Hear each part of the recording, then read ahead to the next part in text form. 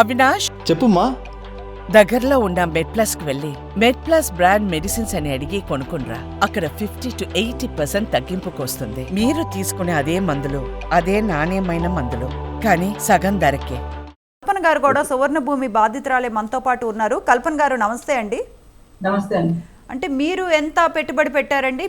మీరు కూడా ప్లాటే తీసుకున్నారా? చూడండి మేడం, సో రామ్ చరణ్ గారి ఇమేజెస్ స్టిల్ ఇంకా వాడుతూనే ఉన్నారు. సో వాళ్ళు ఏమంటున్నారు, కాల వ్యవధి అయిపోయింది, రామ్ చరణ్ గారికి దీంతో సంబంధం లేదు అంటున్నారు. కేవలం వాళ్ళు ఇచ్చే కవర్ కి రామ్ చరణ్ గారి ఇమేజ్ ఉంది. వాళ్ళ ఆఫీస్ లో ఎక్కడ చూసినా, ఏ దాంట్లో చూసినా కూడా రామ్ చరణ్ గారి ఇమేజెస్ ఉన్నాయి. సో ఎప్పుడైతే నేను ఈ సువర్ణ భూమి సంస్థలో ఇన్వెస్ట్మెంట్ చేయాలని అనుకున్నాను, ఆల్రెడీ ఏంటంటే అండి, మన సినీ ప్రముఖులు చాలా మంది, విశ్వనాథ్ గారు ఉన్నారు, తర్వాత వచ్చేసి బాలసుబ్రహ్మణ్యం గారు ఉన్నారు, దాని తర్వాత రామ్ చరణ్ గారు వచ్చారు బ్రాండ్ అంబాసిడర్స్ గా.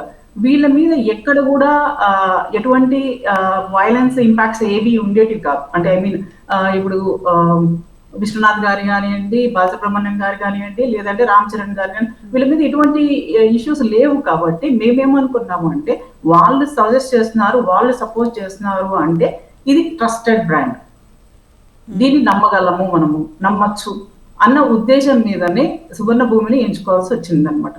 నేనైతే నేను ఆలోచించిన విధానం అయితే ఇదే ఉందండి. బేసికల్ గా మేమంతా సాఫ్ట్వేర్స్ కాబట్టి మాకున్న జాబ్ అన్సెక్యూర్డ్ రీజన్స్ ప్రకారము కొంత సేవింగ్స్ ఉంటే రేపు జాబ్ ఉన్నా లేకున్నా మేము సర్వైవల్ అయిపోతాం అన్న ఇదితో గోల్డ్ లోన్స్ తీసుకున్నాము, తర్వాత వచ్చేసి హోమ్ లోన్స్ పెట్టాము. అట్లా ఇట్లా చేసి కొంత పొదుపు అయితే చేయాలని చెప్పేసి మేము ఇన్వెస్ట్మెంట్ వైస్ కింద ఈ సువర్ణ భూమిలో ఆప్షన్ తీసుకున్నాము. Through one of the agent Kata Narayana అనే ఆయన మమ్మల్ని అప్రోచ్ అయ్యారు. ఆయన ద్వారా సువర్ణ భూమి సంస్థకి ఇన్వెస్ట్మెంట్ చేశాము. మేము దాదాపు 30 లక్షలు ఇన్వెస్ట్మెంట్ చేశాను. నేను నా బ్రదర్ ఇద్దరం కలిసి చెరొక 15 లక్షలు ఇన్వెస్ట్మెంట్ పెట్టామండి ఇందులో. మాకప్పుడు మాకు ఇచ్చిన టైం వచ్చేసి 16 నెలలు గ్రేస్ పీరియడ్ ఇచ్చారండి. 16 నెలలకు గాను మేము పెట్టిన నా 15 లక్షలకి గాను 22.5 లక్ష నాకు రావాల్సి ఉంది. నా బ్రదర్ కి ఒక 22.5 లక్ష రావాల్సి ఉంది. అయితే ఇక్కడ మీరు చూడొచ్చు, డేట్స్ వచ్చేసి చెక్స్లలో డేట్స్ చూడండి.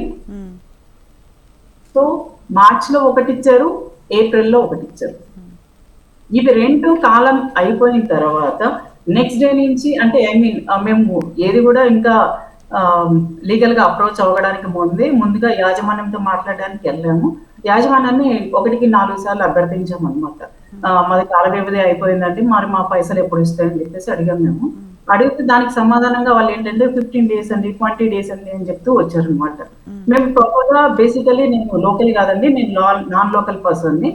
మంత్లీ వన్స్ ఒకసారి వచ్చేదాన్ని, నేను ఆఫీస్కి వెళ్ళేదాన్ని, అడిగే వాళ్ళము. ఏదో వాళ్ళు చెప్తున్నారు మేడం ఇంకా ప్రెసెంట్ కష్టాలు. అంటే కల్పన గారు, బైబ్యాక్ ఇన్వెస్ట్మెంట్ అంటే మీరు ప్రాపర్టీని రిజిస్ట్రేషన్ చేయించలేదా మీరు?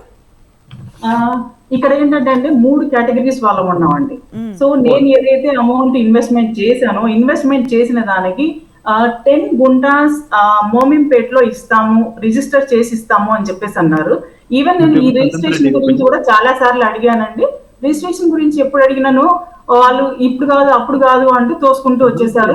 ఎందుకు మేడం, కాలం అయిపోతుంది కదా, మీకు అమౌంట్ ఇన్వెస్ట్మెంట్ ఇచ్చేస్తాం కదా అన్నట్లు మాట్లాడుతూ వస్తున్నారు.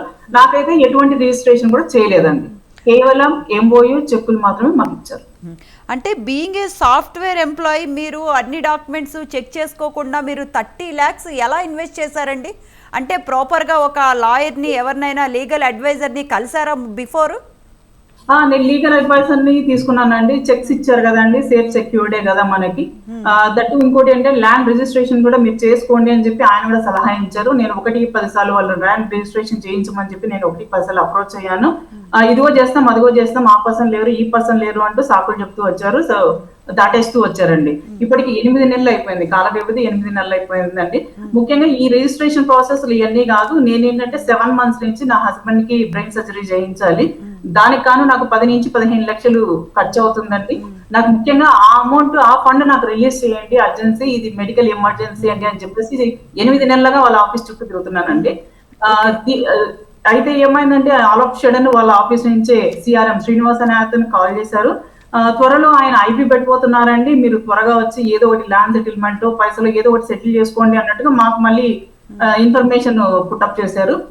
నేను హడావిడిగా వచ్చాను. నేను చెప్పానండి, ఆల్రెడీ నా హస్బెండ్ మెడికల్ రిపోర్ట్స్ అన్ని వాళ్ళకి అంటే చూపించాను. మీ హస్బెండ్ కేనా అండి న్యూరో ఇష్యూ ఏదో ఉంది అని చెప్పారు?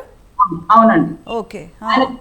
ఆల్రెడీ సిటీ న్యూరోలో హాస్పిటలైజ్డ్ అయి ఉన్నారు. అక్కడ సర్జరీ చేయించాలి. నాకు ఈ అమౌంట్ పైసలు వస్తే తప్ప నేను సర్జరీ చేయించే సిచ్యువేషన్ లో లేను. ఎందుకంటే ఆల్రెడీ నా జాబ్ నేను 8 months బ్యాక్ వదిలేసాను. ఎందుకంటే ఆల్మోస్ట్ నా జాబ్ పోయింది. నాకు ఇన్సూరెన్స్ అంటూ కూడా ఏది లేదు. అంటే వాళ్ళు ఏమంటున్నారో తెలుసా అండి, ఇదంతా కట్టుకథలు డ్రామాలు. మరి కట్టుకథలు డ్రామాలు అయితే స్కానింగ్ రిపోర్ట్స్ ఎట్లా వస్తాయండి, మెడికల్ రిపోర్ట్స్ ఎట్లా వస్తాయండి? ఈ రోజు నేను ఛాలెంజ్ చేస్తున్నానండి మెడికల్. కల్పన గారు కట్టుకథలో మనం డ్రామాలు ఆడుతున్నామో లేకపోతే మనం అబద్ధాలే చెప్తున్నామో వాళ్ళకి అవసరం లేదు కదా, మన మనీ మనకి ఇవ్వాలి కదా. ఇవన్నీ వాళ్ళకి ఎందుకు? కట్టుకథలు డ్రామాలు, మహిళలతో కూడా చాలా అసభ్యంగా ప్రవర్తించారు అని విన్నాము. ఎస్ అండి, నేను ఏంటంటే ఆయనకి ఎప్పుడైతే చాలా తీవ్రమైన అస్వస్థత గురైందో అప్పుడు మళ్ళీ నేను సిటీ న్యూయార్క్ తీసుకొని వచ్చాను. కేవలము నేను ఎట్లా కట్టుబట్టలతో వచ్చానండి, హైదరాబాద్ కి కట్టుబట్టలతో వచ్చాను. వచ్చిన 2 రోజులు మార్నింగ్ నుంచి ఈవినింగ్ వరకు వాళ్ళ ఆఫీస్ లో కూర్చున్నానండి. ఇదిగో చేద్దాం, అదిగో చేద్దాం, ఏదో ఒకటి చేద్దాం, కూర్చోండి అని చెప్పేసి ఈవినింగ్ 6 వరకు నన్ను కూర్చోబెట్టే వాళ్ళండి. కానీ ఏమి చేసేవాళ్ళు, ఫైనల్ గా ఏంటంటే నేను ఇంటి దగ్గర కూడా వెళ్ళాను, ఇంటి దగ్గర కూడా వెళ్ళి అభ్యర్థించాను. ఇది నా సిచ్యువేషన్ అండి, ఇది నా పరిస్థితి, మనిషి ప్రాణం మీదకి వచ్చిందండి, దయచేసి నాకు సాయం చేయండి అని చెప్పేసి నేనేంటంటే ఒక లోన్ బాధితురాలుగా రిక్వెస్ట్ చేసుకున్నానండి. లోన్ బాధితురాలుగా నా పైసలు అక్కడ పెట్టి కూడా నేను ఒక లోన్ బాధితురాలుగా నేను రిక్వెస్ట్ చేసుకోవాల్సిన పరిస్థితి వచ్చిందండి నాకు ఈరోజు. కానీ వాళ్ళు ఏంటంటే ఇవన్నీ కట్టకథలు అంటూ కొట్టిపడేశారు. అంటే ఇప్పుడు ఆ చెక్కులు మనం కోర్టులో వేసి లీగల్ గా ప్రొసీడ్ అవటానికి లేదా అండి? ఉన్నాయండి, అన్ని విధాలుగా ఉన్నాయి. కాకపోతే నేను అనుకుంటున్నది ఏంటంటే ఇప్పుడు నేను లీగల్ గా ప్రొసీడ్ అయ్యి ఇవన్నీ చేయడం వల్ల నాకు కాల వ్యవధి పెరుగుతుంది. కానీ అంతవరకు నేను నా హస్బెండ్ కి సర్జరీ చేయించుకున్నా అయితే ఉండలేను కదండి. అందుకేంటంటే వాళ్ళని బ్రతలాడుతున్నాను, బొమ్మలాడుతున్నాను, ఇవన్నీ అన్ని విధాలుగా నేను ట్రై చేస్తున్నాను. వాళ్ళు ఎట్లా చెప్తే అట్లా బిహేవ్ చేస్తున్నాం మేము. అన్ని విధాలుగా వాళ్ళకు సపోర్ట్ చేసుకుంటూ వచ్చాను నేను ఇన్ని రోజులు. కానీ ఏంటంటే వాళ్ళు ఇంకా ఎక్సిడ్ అయిపోయారండి, మా లిమిట్స్, అంటే మా ఓపిక నశించిపోయింది. అందుకే మేము CCS కి ఎక్కాల్సిన పరిస్థితి వచ్చిందండి ఈరోజు. రైట్ కల్పన గారు.